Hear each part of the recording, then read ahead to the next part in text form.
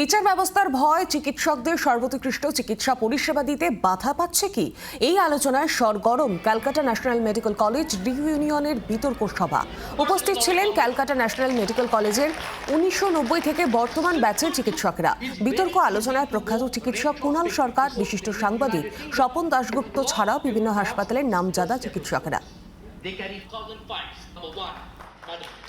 অনেক ক্ষেত্রে আমাদেরকে ডাক্তারি সবাই যেটা বলেন অ্যাবসলিউটলি একটা ছক বাঁধা অঙ্কের ভাষায় চলা শাস্ত্র সেটা নয়। কিছু কিছু ক্ষেত্রে ছক ভেঙে এগোতে হয়, কিছু কিছু ক্ষেত্রে নিজের ছক তৈরি করতে হয়।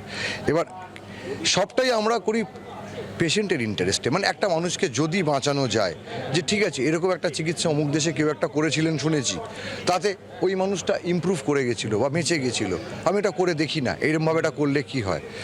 এই জায়গাগুলোতে এবার তারপর যদি আমাদেরকে বিচার ব্যবস্থা আমাদের প্রতি এরকম অভিযোগ তুলে আনেন যে না আপনারা রেকলেস বিহেভ করছেন বা আপনারা এমনভাবে করছেন যে এটা পেশেন্টের আলটিমেটলি ক্ষতি করে দিল, আপনার এইটা, ডাক্তার কখনো না পেশেন্টের ক্ষতি চায় না।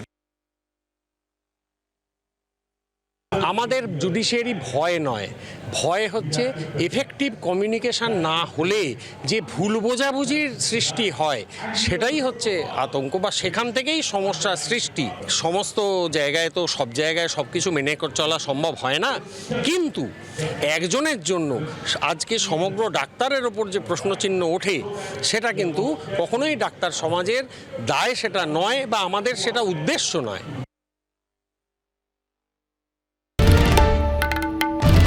বাংলার আওয়াজ, বাঙালির আবেগ, জি 24 ঘন্টা।